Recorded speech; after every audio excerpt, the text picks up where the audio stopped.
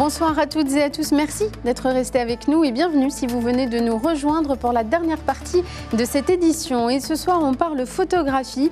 On la connaissait pour ses photos d'artistes sur scène, un thème qu'elle affectionne, ou pour son travail sur la fantasia. C'était le thème de sa dernière exposition. Cette fois, l'artiste photographe Maryam Nassiri nous revient avec une exposition dédiée au flamenco. Cette exposition est présentée à l'Institut Cervantes de Rabat jusqu'au 31 octobre. Et Maryam Nassiri est avec nous aujourd'hui pour nous en parler. Madame Nassiri, merci beaucoup de nous avoir rejoints. Merci à vous.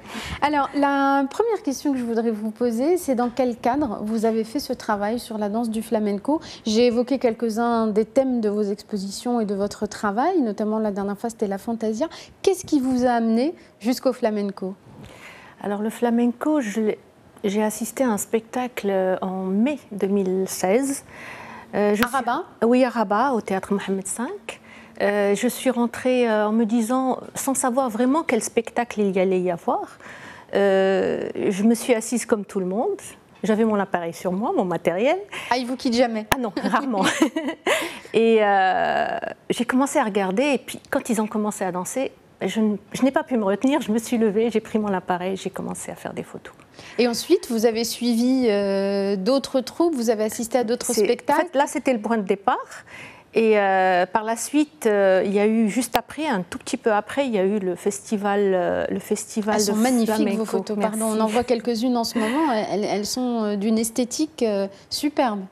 Merci, ça me touche. En fait, le festival flamenco est venu un tout petit peu après, donc comme je suis un petit peu ce qui se passe sur la scène culturelle de Rabat, donc j'étais au courant. Donc dans un premier temps, je suis allée voir l'exposition qui se tenait à l'Institut Cervantes de Rabat. J'ai beaucoup aimé les photos d'ailleurs. Et qui était donc en marge de ce premier festival. Oui, exactement. Je pense que c'était le démarrage aussi de la première édition du festival flamenco à Rabat, organisé par le Cervantes. Par la suite, il y avait d'autres spectacles, donc j'ai assisté à ces spectacles, toujours avec autant de plaisir. Et à travers ces spectacles, comme j'ai l'habitude d'envoyer aux gens quelques photos, les gens concernés, donc les gens du Cervantes ont commencé à connaître mon travail. Et petit à petit, ils ont apprécié. Et petit à petit, il y a une relation qui s'est établie.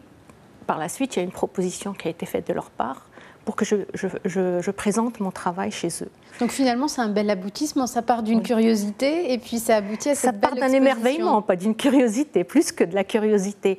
Et en fait, je voudrais dire aussi que c'est une collaboration que j'ai beaucoup appréciée aussi. Je tiens à le dire parce que ça s'est très très bien passé.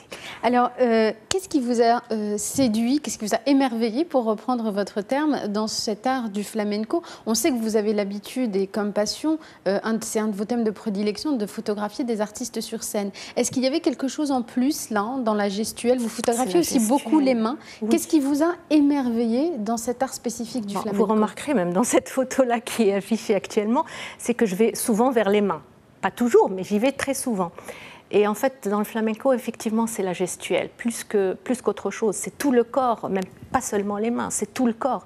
J'ai trouvé ça tellement beau, et en fait, tout ce que j'essaye de faire dans mes photos, c'est de montrer ce que je vois, comme je le vois. Donc, transmettre aussi mon émerveillement aux gens. Mais aussi avec beaucoup de détails parfois. Dans l'exposition précédente sur l'art de la tboreda, de la fantasia, il y a énormément de photos de détails, de l'armurier en train de mettre de la poudre, des détails de sel. C'est important de restituer ces détails?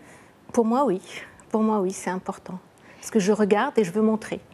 Alors, comment vous en êtes arrivé à la photographie? Et surtout, là, vous nous dites que vous voulez montrer, vous voulez partager ce que vous voyez. Qu'est-ce que vous cherchez à transmettre par la photo? D'abord, j'ai du plaisir à observer. Et puis, j'ai envie que les gens voient ce que je vois. Donc, vous êtes les yeux. J'ai envie de montrer le beau que je vois, aussi l'insolite quelquefois. C'est plus peut-être un besoin de partage. C'est difficile à décrire, c'est peut-être un besoin de partage. Mais il y a aussi, est-ce qu'il y a de la création aussi dans la photo? Parce qu'on saisit un moment, on saisit un beau geste, on saisit une belle scène.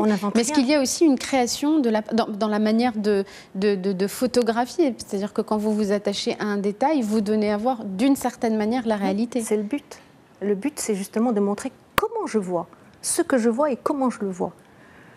Je ne change pas la réalité, je ne triche pas sur mes photos. Mais ce sont des restitutions. Oui. De ce que, on joue bien sûr avec la lumière pour essayer de montrer ce qu'on a vu mieux que de mettre en valeur ce qui nous a touché le plus. Mais il n'y a pas de triche dans la photo. Ce sont donc des restitutions. Et je reviens à la question de tout à l'heure. Quel est votre parcours pour qu'on apprenne à aussi mieux vous connaître? Et quelle place tient la photographie dans ce parcours? Et comment vous y êtes arrivé, tout simplement? Initialement, je n'aurais jamais pensé un jour faire de la photographie. Alors, on voit des photos, pardon, je vous interromps encore, de ces détails. Ça, oui. C'est l'exposition précédente sur la Fantasia. C'était en janvier-février 2016. La Fantasia, c'est quelque chose d'assez important. Vous vous illuminez rien qu'en le lisant. Non, il m'arrive de crier en prenant des photos, les gens le savent d'ailleurs. Tellement vous êtes dans je suis en plein dedans. Et en fait, au départ, j'aurais jamais pensé, j'étais une matheuse. Lycéenne, j'étais une matheuse. J'ai choisi les études que j'ai faites, j'ai fait des études d'ingénieur, c'est un choix. La photo, je l'ai commencé très tard. Par contre, j'adorais regarder les photos. Mon père faisait beaucoup de photos.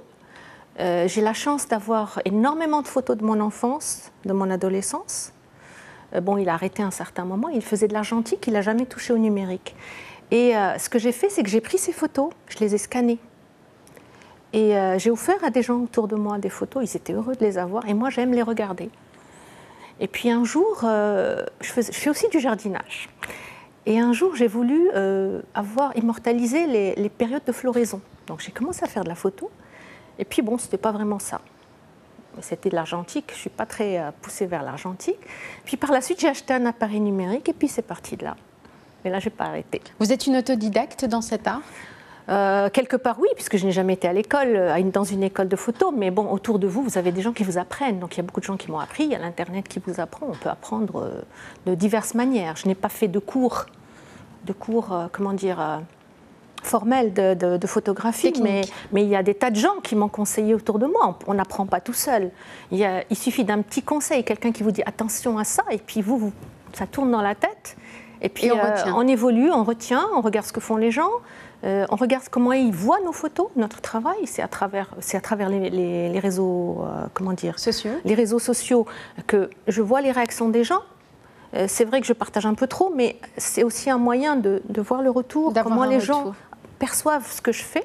Est-ce que je suis arrivée à passer quelque chose ? Et on évolue petit à petit. On n'arrive jamais, hein. On apprend tout le temps. Est-ce que vous avez des envies particulières? Est-ce qu'il y a des sujets sur lesquels vous projetez de travailler? Ou est-ce que c'est encore une fois le hasard et l'émerveillement devant certaines scènes qui déclenchent l'envie de les photographier? Non, je n'ai pas vraiment de projet. C'est au fur et à mesure, ça vient tout seul. Par contre, j'aimerais certaines choses que je n'ai pas montrées, j'aimerais les montrer. Par exemple, on peut vous demander? Oui, par contre, excusez-moi, je reviens un petit peu en arrière, c'est que pour les mains, je n'ai pas encore atteint ce que je voulais. Donc j'ai encore une recherche, j'ai encore une quête personnelle. Mais il y a des sujets comme il y a des spectacles que j'ai vus, que j'ai trouvés magnifiques, que j'aimerais bien montrer au public. Parce qu'il y a beaucoup de gens qui connaissent mon travail à travers l'Internet, mais il y a des gens qui ne sont pas sur Internet. Et je voudrais bien qu'ils voient. Donc exposer le travail qui existe déjà, pour le donner à voir. Voilà. Merci beaucoup Mariam Nasseri d'avoir été avec nous. C'est un plaisir également d'échanger avec vous. Et puis on rappelle donc cette exposition Flamenco. Ce sont des photographies qui sont présentées à l'Institut Cervantes jusqu'au 31 octobre, avec certainement une prolongation et puis peut-être une tournée dans les autres instituts Cervantes du Maroc. Merci beaucoup Mariam Nasseri. Merci beaucoup. Merci à vous tous et à vous toutes de nous avoir suivis. C'est la fin de cet entretien et de cette édition. Mais l'information continue dans un instant sur Médien TV. Très bonne soirée à tous.